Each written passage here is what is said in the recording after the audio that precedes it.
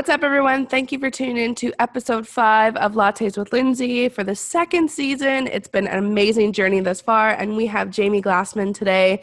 I'm so excited to dive into her journey and what it's been like thus far. She is a registered kinesiologist, and she's going to tell us a little bit about herself. What's up, girl? How you doing? I'm good, thanks. How are you?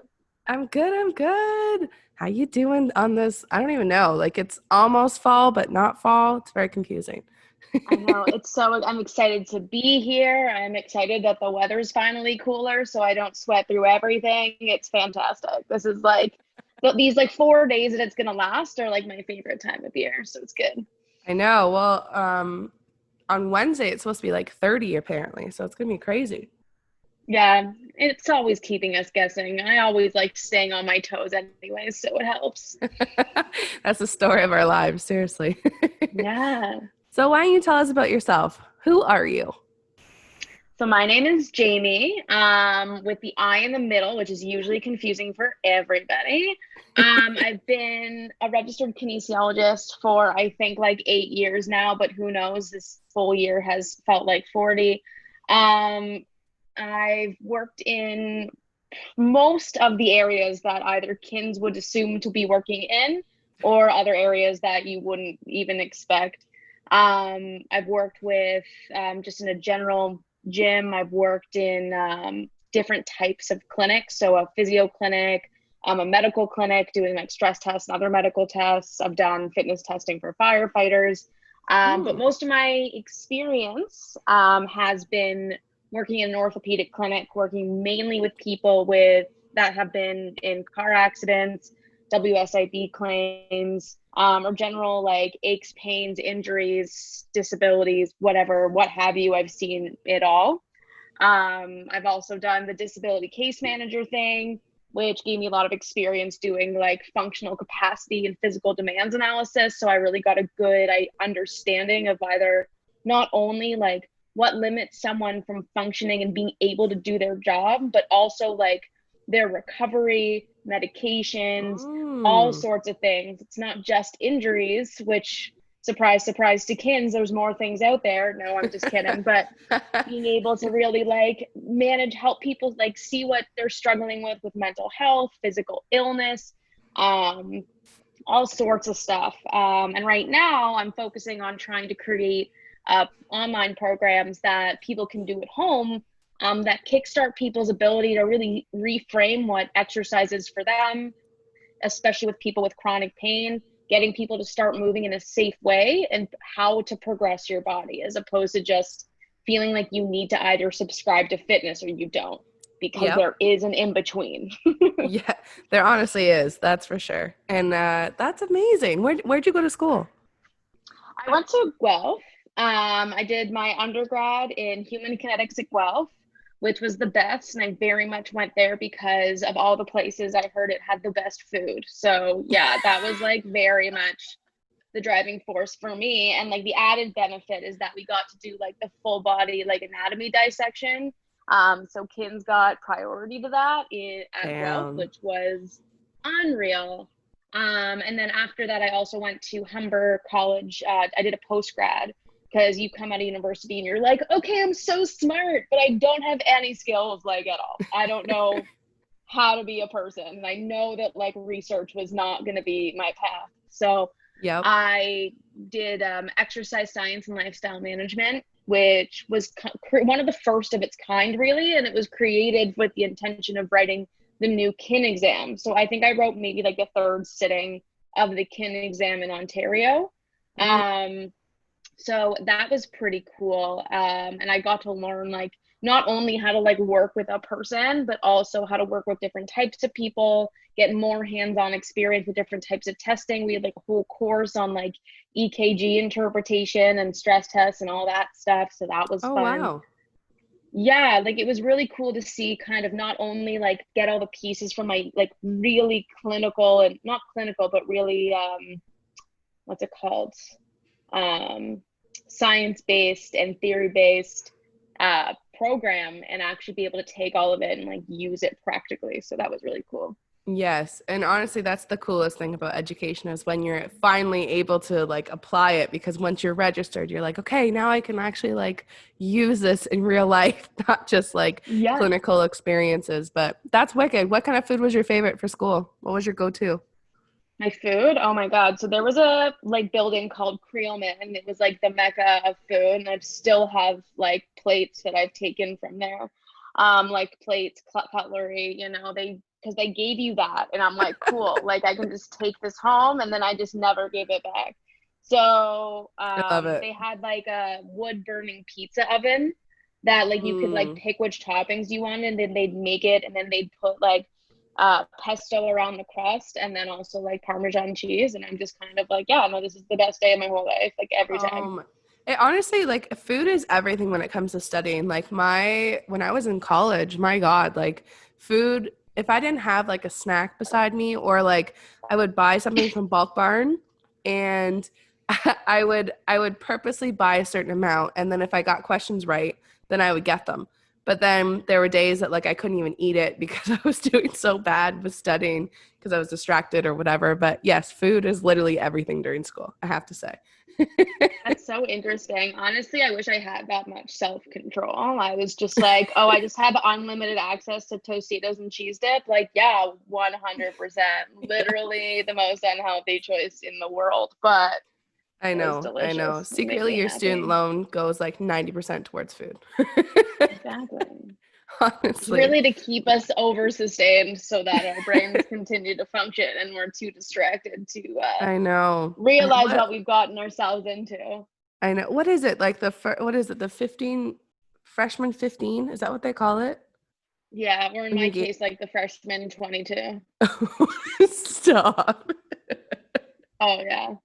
Oh It my was not God. great. And it's so interesting because this is actually part of like my journey is that like I got into kinesiology and human kinetics because I used to teach karate. And I was like, I'm Mm. still this type of person that like tries to do everything and then gets overwhelmed and then like doesn't do anything at all. So I was like, maybe I'll like, what am I like? I want to keep all my options open, which now I know is very, very stupid.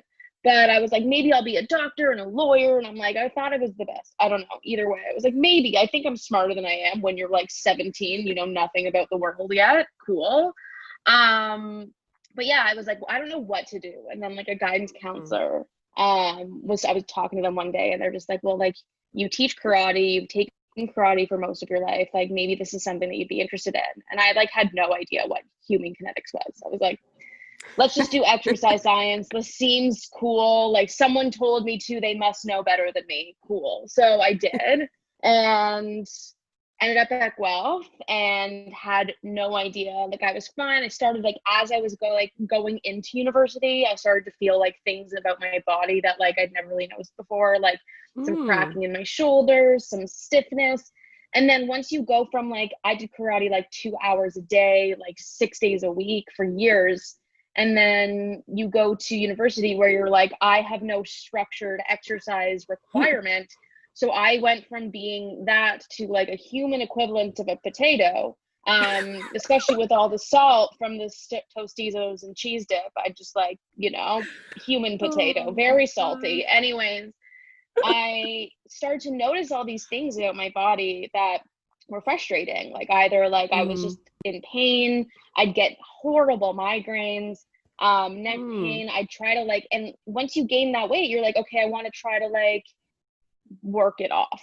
And that's like the expectation. You're like, okay, I gained it. I need to exercise, diet, and like you think that it's so simple, but it's not because there's so much about your body that is so unique to you and ways that your body responds and are also an accumulation, not just like all of the food I ate, like an Mm. accumulation of all of the things that happen to you that you need to be aware of in order to let go and free yourself from in order to feel better and also get the results that you're looking for.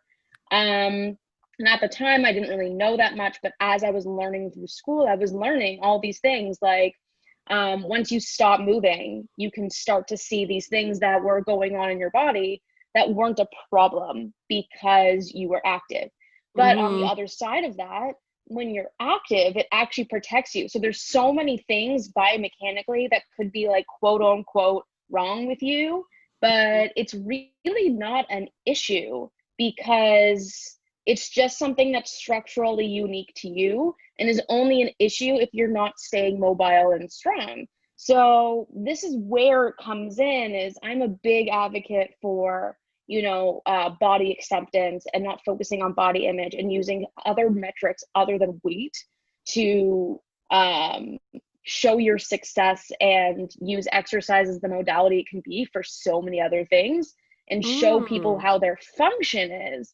So I learned, and I was like frustrated for years, and I was always kind of like judging myself based on how I looked and how I felt. And what really would be the cycle is I wasn't happy with how I felt. And the only thing that I was ever told was, if you lose weight, you'll feel better. But there's so much you can do before then that can actually motivate you and actually still make you feel like you're not a piece of shit.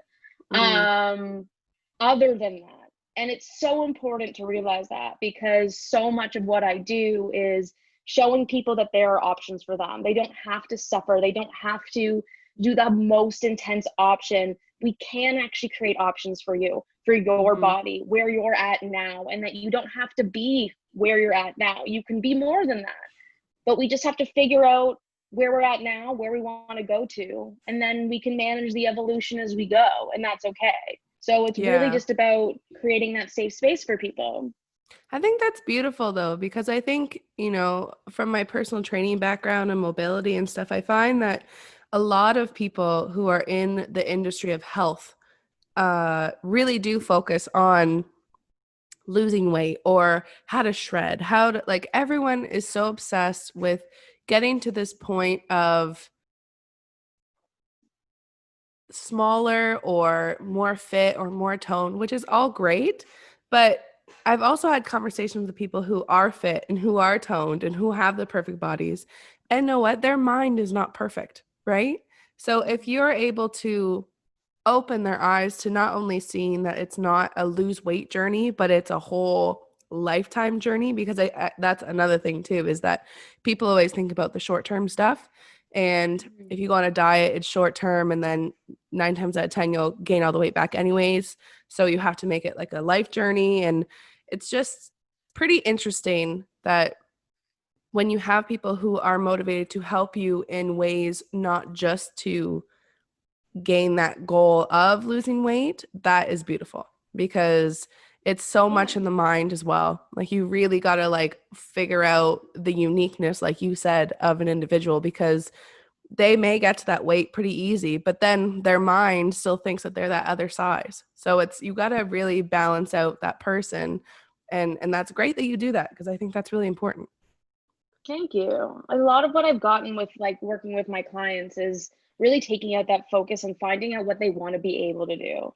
What does that mean? What does your goals allow you to do? And that's a lot of like, also like, now that I'm self-employed as well, I'm an entrepreneur now. I just got comfortable saying that like yesterday.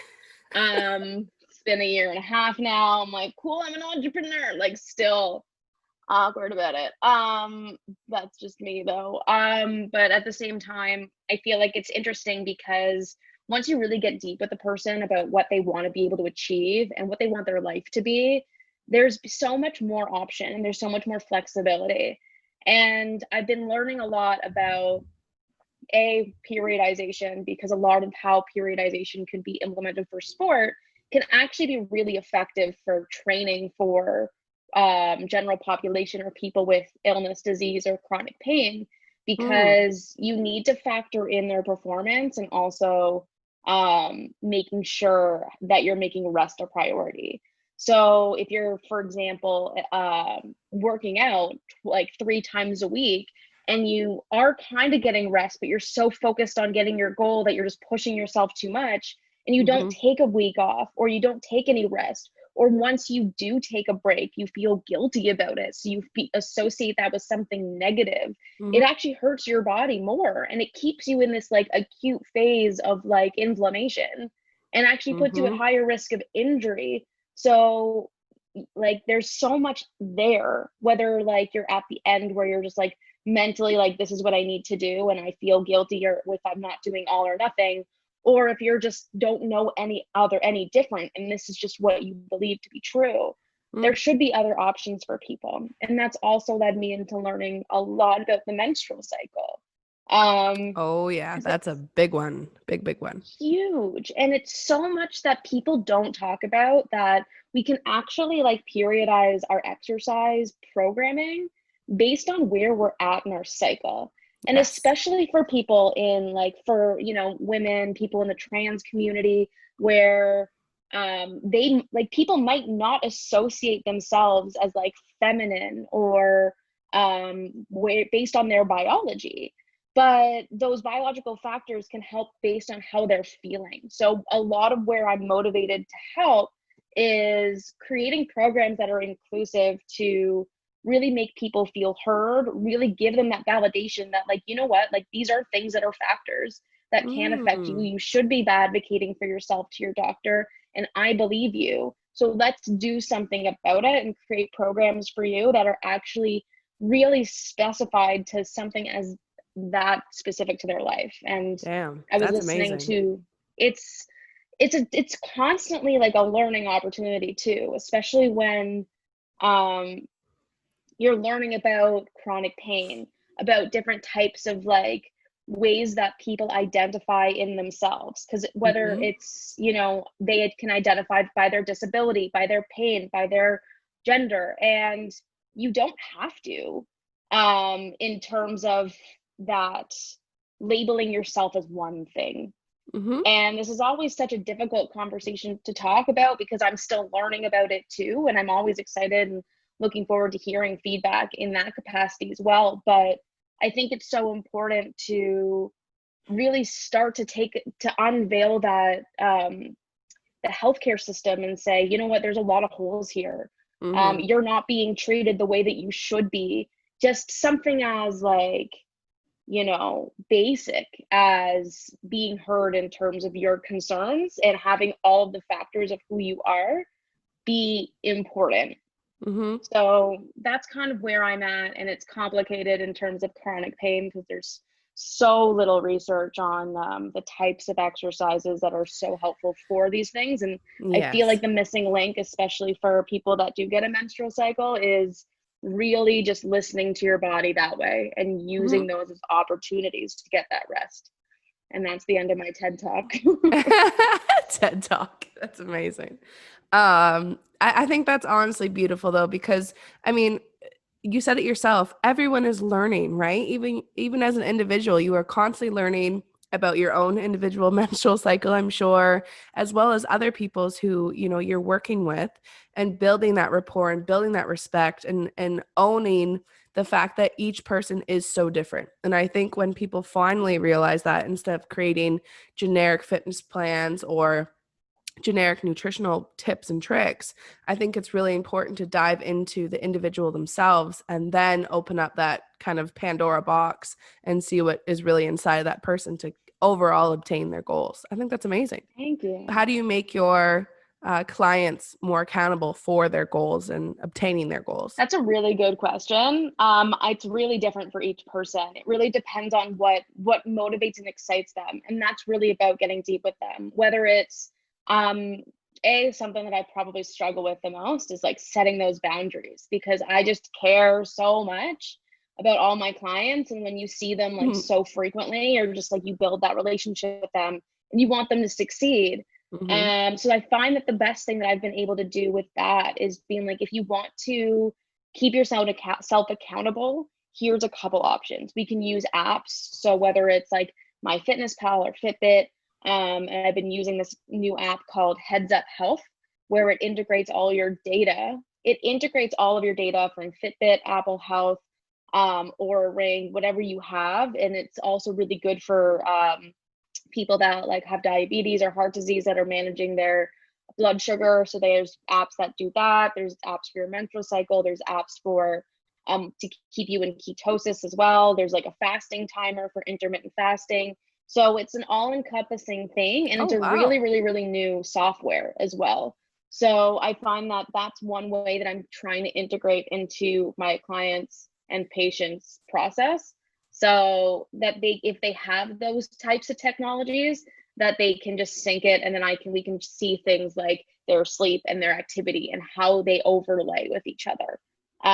So where we can start to see how they're being successful already, and showing them ways that they can be successful outside of, I was able to lift more, I was able to do a certain level of intensity for their exercise. Yes. So a couple of things that are a little bit more simple is I get people to either text me or email me, with the expectation that I'm not obligated to answer or say anything, or that I'm not giving them any feedback in terms of like what they're doing. It's just that opportunity for them to kind of be accountable with me and say, okay, I didn't do it, or I did do this. And it's a way that we can see what they're doing throughout the week, but then also celebrate their victories together. And also see, you know what, maybe if you didn't work out all week, giving you that permission to say, you know what, that's great. I'm really happy to hear that you rested. It seemed like you had a lot of other stress, so adding more was not appropriate. Or maybe they worked out twice in 1 week, even just for 30 minutes. Being able to track that stuff makes such a huge difference. And then being that person that can offload that and be that person that's listening and hearing it and documenting it and paying attention. I bring things up from like months before to be like, listen, this is where you've come from.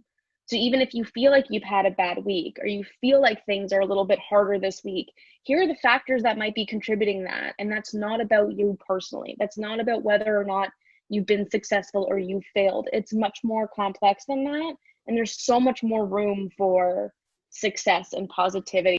So when you have this many clientele, for example, like this many clients, do you find with the way you work, holding people accountable and, continuing that rapport and keeping that option for contacting you directly, do you find that you have a certain amount of people that you can only do that with? Because what I'm envisioning is if you say have more than 25 people, right? At one time doing all your fitness plans, do you feel that you will be able to obtain or hold yourself accountable, for example, to kind of keep up with everyone, or do you find that's really tricky? That's a really good question. I feel like it's really about making sure that you have good systems in place. And as I said, since like I'm a fairly new entrepreneur, these are things that I'm still working on and evolving with. I don't have a ton, like a unreasonable amount of clients right now, so it becomes easier. But some people don't need that either. So it's about putting it in their court and also saying this is something that's for you, that's an option, and setting boundaries based on what comes up and comes out of it. So I give it the option to everyone. I'd say maybe like a third of them actually do. Okay. And then at the same time too, it's more just about being able to get that information. I'll tell people I'm not going to look at it until like maybe before our next session, and we can talk about it at our next session. And then that way it's more about the objective data for me and about that kind of connection and accountability for them. So that's kind of my intention moving forward. But as we know, being, in the healthcare field and being an entrepreneur doesn't always work that way, no matter how much you overthink it and stress about it and think that you have a plan. And then all of a sudden you're just like, well, this didn't work. Let's try something else. So I know. It's so true. When I was on another podcast, we were having that conversation and we were talking about how the fact that entrepreneurs in themselves have such a hard time trying to figure out the divide of personal time versus business time. So as a new entrepreneur, how are you finding it so far? I'm very bad at it. Like very bad at it. I take my work very personally. I am very much like, it's something that I've had to kind of work on in terms of like my mindset, because we talked about that before, about like how like what you think and how you feel and like how those things are all like intertwined and confused based on our beliefs and our past behaviors and our past experiences. And who knew that we had to pay attention to that stuff? You're like, oh, I thought I could just like leave all of that in the past and then just be a person and like it doesn't matter. That's not really how it works. We've all learned that the hard way, no matter how much we try. But something that I've really learned a lot is really just making sure, as I said, setting boundaries not only with other people, but with yourself. I'm someone that wants to be everybody's best friend, you included. I basically made you talk to me on Instagram, just like slowly vetting you, being like, does she want to talk to me now? Is it cool? I don't know. Same thing, like other. Did we just become best friends? Yes, we did. I'm very annoying. I will be around and talk to you at least once a week forever and ever. But being able to set those boundaries as well, to know that like I'm allowed to have time and space to fill up my cup when mine's depleted, feeling like I'm in a position where I can find my support networks, whether it's a group of other business professionals or a business coach, or even just other like people in my life that kind of can take me out of that work space. Those things are really like so valuable, and making sure that you have time each week for that. And that's self-care, and self-care is basically a meme now. So what is that? My favorite thing is Austin Powers. What does it all mean, Basil? Like, what does it mean? And a lot that can be something as simple one week as just taking 20 minutes to turn my phone off and do a facial for myself. Yes. Or go for a walk and listen to a podcast, and like give yourself permission to just let go, as opposed to what I do all the time is sometimes I'll just like watch TV as a distraction from my own thoughts. And that's different, because that's not actually doing anything. That's just kind of distracting me from the things I should be doing. And then you feel guilty, and then it becomes a spiral. So those are the things that I find are very difficult and more challenging than I expected them to be, because it requires you to have discipline when you're not motivated, and requires you to also have discipline to be able to protect yourself and allow yourself to care about yourself, even though you're in a profession that's predominantly about caring for other people, and being able to also be professional in that process and make people feel heard, but also be able to protect also show your professional integrity as well. So yeah, I write it all out a lot so I can like literally organize it and be a crazy person. But like, you're not crazy. I swear to God, you're not crazy. Thank you. Oh man, sometimes that too. Sometimes you just need that validation to be like, am I okay? I don't know. Am I stable? Like, yeah, you're good. I'm like, cool. Am I a stable individual? Yeah, and like we generally are.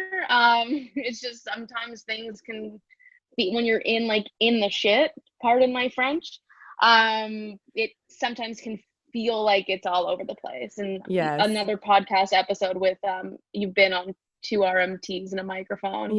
We basically I went on a rant too there, and it's very much half the episode is how I also wear people down to be my best friends. So it's cool. Well, I think as entrepreneurs though, we fully understand each other, because I think we all get that time in our lives where we sit back and you're like, okay, you know what? When I come home, I don't have to keep working. Like, just take one night off. And, you know, it's so hard to say no sometimes, because if you're a very driven person, or you have a to-do list that is put on every single month in my calendar, you know, I have color-coded things. I have certain days where I do certain things. It's incredible when you sit back and take in how much work you do in 1 week. It is so unreal. Like, it's so overwhelming. It's a good thing and a bad thing. But overall, I think as an entrepreneur, you have to understand that you have to have a certain mindset. And when you have that mindset, it'll take you so much further. And hopefully that will at some point help you understand balance in your life. But I mean, my company is called Needing Balance, but I'm forever needing balance as well, because, you know, I put up posters in my condo building, and of course people are going to call. And once you kind of initiate that potential in your home, it's kind of a pickle too, because now I have people calling who live in the condo, or, you know, when I'm going into the elevator, they're like, oh, you're the massage therapist who lives in the building. Do you have any availability tonight? And it's like, no. It's 9:00 at night and I'm tired and I've been working for 7 hours, and you really have to learn how to say no. And I think for us, even myself, it's something that is very difficult, but forever a mission, you know? Especially because at the same time too, like we also have to think about what value are we providing to that person if we are not mentally and physically where we need to be in order to give ourselves to those people the way we want to. So Yes. on the surface, we're like, oh, well, I do have that hour. I could use that extra money. I could, I think I could probably do it. But then, like, deep down that you're just like, well, I already saw like 7 people today, or I already spent this amount of time, or I already blocked off this time to be with my partner or play with my dog or go for a walk because that's Mm-hmm. what I need for me. And that time, the service that you'll provide to someone a little bit later, a day or two later, will probably be a lot better for them and for you, because you'll be able to be present, you'll be able to be energetic, you'll be able to not feel constantly depleted by trying to Mm-hmm. accommodate everyone else but yourself. And there's that guilt because you're like, well, I have that time, I Yeah. could.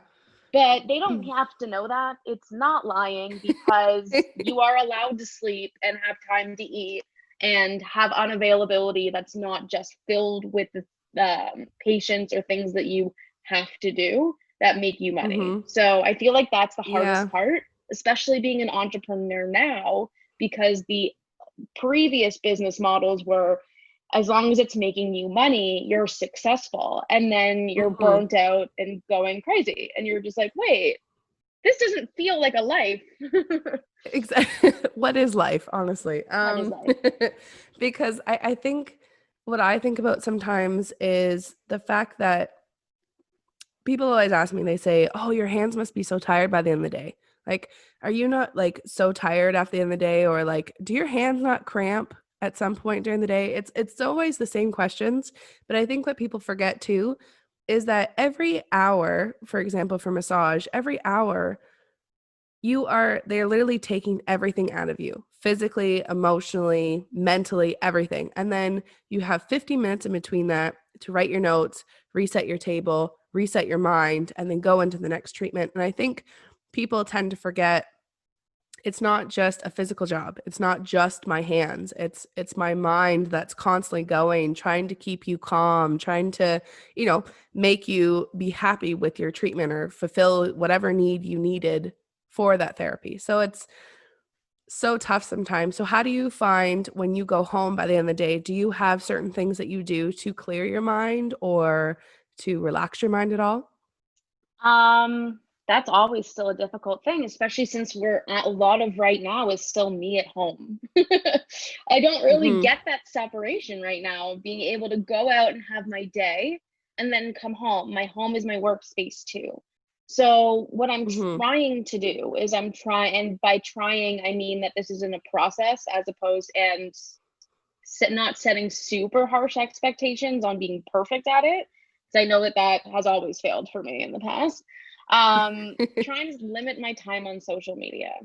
Trying to I have this game that I really like to play on my iPad, and it just gives me that opportunity to just focus on strategy Mm. and less so about actual like thinking about things. So I'll, you know, set 30 minutes and play that game, or just watch a TV show, just to kind of get myself outside of things that require that physical and emotional energy. So then I can cook dinner Mhm. with my boyfriend, or feel like I can go and work out and go for a run, or do what I need to do. But it really just depends on what I need that day, and setting expectations of like, these are the things I need to do because it'll make me more efficient as a person. Again, does the same thing as everything else. It adds more pressure than it needs to. So I'm trying to really check in with Mm. my body. What does my body need right now? What do I need? Do I need to exert energy and let go of maybe some anxious thoughts? Maybe I'll go for a run, or maybe I'll just do some like a workout at home, or maybe I'll just talk to somebody about it. Or do I just have I been Yeah. overwhelmed by a lot of stuff that I need to take a step back and just think for myself?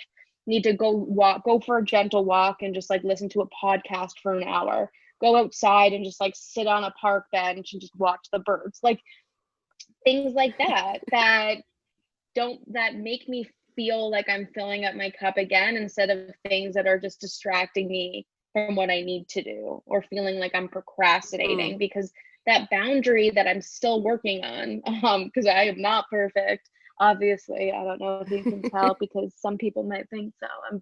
very well read. I don't know. Um, it Oh, it's like that amazing. boundary between productivity and self-care is really just It's a so very thin line. fine.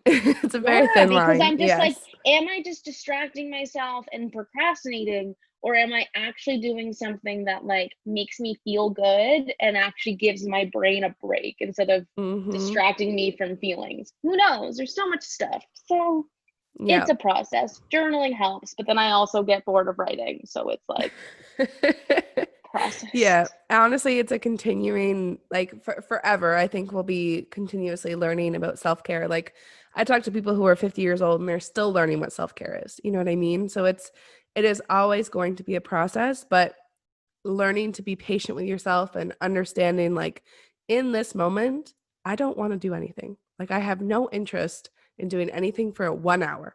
And you like you said, you watch a TV show, you listen to a podcast, you play your game, whatever it is.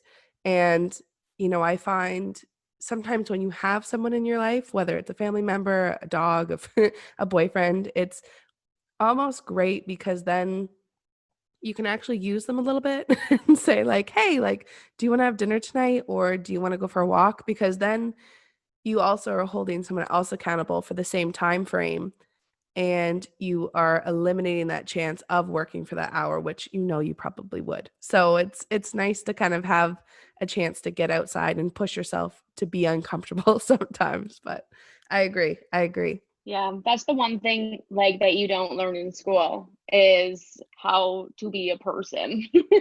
How is a Mhm. day supposed to be, but also who am I allowed to be? And the answer to that is you're allowed to be whoever the fuck you want. I'm basically very much bad at limiting my language. It's okay.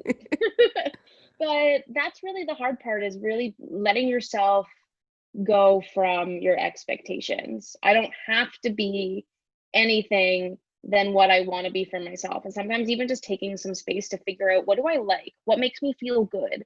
Like I've done like a bunch of those like guided journals and like I have this one that I love because I've tried them all so that I can figure out which one I like.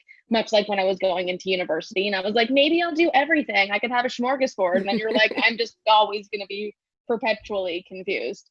Um, but now I know which ones I like. And, the happiness journal is one that really gives you that space to schedule out your day, but also prioritize yourself as well to be like, what do I like to do? What do I want to do? Who do I want to be? And how do I want to show up for people in my life? And then that also bleeds Mm. into your profession as well. And then you're able to show up more as the person that you are instead of just kind of fighting against it because of your expectations about what you think you should be. Is it called 52 List of Happiness? No. Oh, damn. I was gonna say, because my one of my best friends, she just got me that book and it's been amazing. It's literally the exact same thing. That's Mhm. really cool. Yeah, it's Damn. more of a guided, like it's a calendar journal in itself. So it's not like a book. It's actually like a Mm, calendar that you use to like schedule out your day. It's just more so showing you where your priorities should be. There's a bunch of them like that. There's also the ethic planner, even just like the 5 minute yes. journal, like stuff like that, where they're just kind of like you probably need a little bit more structure in your day because if you're, especially as an entrepreneur, you have nobody else telling you what your expectations are for that day other than you. And you have to wear Mm-hmm. 40,000 hats. So you have to figure out how to like balance those things and still make the thing Yep. you love to do the focus of that and not the things you hate to do. Because see cats out of the bag, there's a lot about being an entrepreneur that sucks because you have to do all the stuff you hate until you are successful enough to delegate that stuff. Um, Oh yes. so Oh yes. yeah. That's good to know though, because I think, a lot of people always view entrepreneurs as this perfect job and you're your own boss and you get to make your own hours. And I said, you know what? Like behind the scenes, people don't realize how much work it is. And I love having entrepreneurs on this podcast because I also want people to understand and appreciate how far people go to make their career successful, right? And I think it's great, you know, like yourself and all my other people who I've had on so far. It's been amazing hearing everyone's journeys because everyone's A is so different, but B, everyone's progressed in such a positive way. And, you know, it's normal to have plateaus. I think that's the biggest thing. Like, I'm sure in school you've had it, you know, as an entrepreneur at the beginning. I'm sure you've also experienced it. But, you know, besides the self-care aspect, is there anything from your course that you wish the teachers taught you more about in kin? I don't know if it's necessarily from courses or from school, but I feel like a lot of what needs to be valued in the healthcare field in general is our professional connections. So being able to create a network of people that not only you can kind of refer to, but also refer with, and really understand what the other professionals are, how you fit in, and really build a world that works for not only yourself, but also your patients. And whether that's building a network of people to know kind of what are the courses I need to take once I come out of school, to be able to know how I need to build up my skill set to be able to work, but also what are my jobs that I need, and how does that all work together, and how do I maintain those relationships so that once I am an entrepreneur as well, I can still feel supported by those people as well. And I think the biggest transition for me was from leaving a clinic environment where I had all of those resources at my fingertips and a lot of stuff done for me, so I could just focus on what I was doing, was that I wasn't around a team of people all day, all the time, that we were constantly collaborating with. And you kind of need to build that yourself. And especially individual practitioners, a lot of the focus is maintaining their patients, keeping their patients, and being top of mind for them. But where I see the future going in healthcare is building teams of people that can satisfy different needs and still create constant connection with your clients, still have reasons and understandings of why we're doing what we're doing, instead of just managing people when they're just acute, or working with them until they've hurt themselves and go back. So there's lots of ways that we can build relationships, and I feel like that's the one thing that they don't teach you in school, is kind of those soft skills. How do you build relationships? Not only, even when we're doing experiments, we should have some sort of training on how do we talk someone in and out of this? How do we create that human connection? How do we make people feel comfortable while also setting boundaries? That's basically the theme of my life, is I wish that in school we learned more about how to also be people. So yeah. I agree though, because I think what was kind of tough is that they graduate you from your profession, and unless you go to the conferences in regards to what you are studying, you really don't build rapport with other practitioners until you graduate. And I think that's such a tough position to be in, because it really does help you kind of navigate where you want to go for your future. And I think overall, when you meet certain people, they inspire you to say, oh, I didn't even know that was a thing. I didn't even know that avenue was an option. And it almost takes you in a way where it almost strives you to go in a positive direction, maybe different than the one that you originally thought. So that's pretty. Did you ever go to any conferences, or do you guys have conferences within your field? Yeah, so there's a bunch. I've been to the OKA conferences for years. So the Ontario Kinesiology Association, for people that aren't kins that don't know. There's also a bunch of now online opportunities through the Canadian Kinesiology Alliance.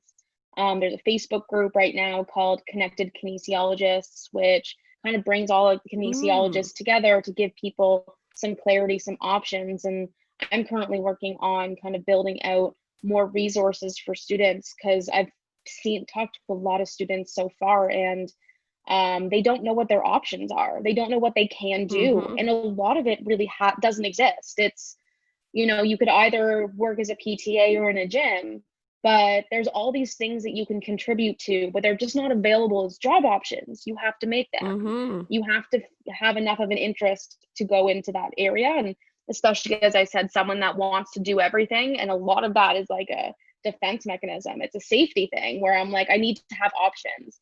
And the idea of narrowing in one direction seems super duper scary for me. But I know two things. One, if I go in that direction and it doesn't work out with me, that's okay. I can choose something else. And B, worst case scenario, I am successful at that thing. I can also build off of that. I can do more. I just have to start somewhere. And that's kind of the biggest thing for me is that, and I feel like I've said that 40 times, so there's a lot of biggest things for me. But it's really just about giving people a space where, whether they're a patient or a student or another professional, to feel safe and heard and connected with, as opposed to feeling like there's ulterior motives there. And that's kind of what I feel like needs to be more emphasized. And again, a lot of this is speculation based on what I believe. And I am just an eternal optimist, is that. But you've also experienced it too, right? So you kind of know like what to look for. So for sure. Yeah, but at the same time, kinesiology is also a brand new health profession in only Ontario. And we'll see how that evolves and how that changes and what that does. But at the same time, I'm so optimistic that by the fact that we exist at all is an opportunity to create those connections and that community, to bring our healthcare teams together, to make people feel more heard and respected in the healthcare field, but also within patients and treatment in themselves, is having people that actually can care about their continued success, their quality of life, and not just their area of concern. That's a great way to think about it, though, because I think when we have people come into our classes during school, they teach us the importance of the future and how, your profession can make a lot of money or it can make a little money depending on how motivated you are. But sometimes I wish they would give us the blunt experience as well. You know what I mean? Like I would love to hear when I was in school about, the tough months of therapy, right? Because there are so many like good months because of benefit seasons and all that kind of stuff. But there's also months that aren't as busy, right? And I wish they would educate us to say, okay, you have to stay really motivated or, kind of pre-plan around these certain months because you're not going to make as much income as other months. So like, I'm glad that you are looking into that because, I've also talked to Malik about his experience and how he's going to kind of adapt and evolve and help people prepare for the exams and stuff. So I think it's great to have individuals like you who are motivated to give back and really learn and educate people on your experience so far. I think that's great. I think that's really awesome. That's great. Thank you. Thank you so much. Malik's the best too. He's also someone I made be my friend online. So now we've never met in person, but I saw him on Instagram and I was just kind of like, yep, we're going to be friends. You seem amazing. And I need the world to know about you. And it's very important to me. He's a sweetheart. He's so nice. Oh, that's awesome. Literally. I love it. Well, is there anything else that you can think of that people need to know about entrepreneurship or, even like kinesiology yourself? I feel like this is a really good start to many conversations. If you want to come, find me, talk to me, I'm always happy to collaborate with people and find ways that we can build each other up together. If you want to follow me on Instagram, my Instagram's at the Movement Maven. So that's my brand. I will be getting a cape at some point one day because I'm the superhero that nobody wants, but everybody needs. So, until they meet me and then they're just like, yeah, I want you. You're hilarious. So yeah, it's usually not because they want to exercise when they're in pain. It's because they're like, I trust you. Let's talk about it. So yeah, that's my Instagram.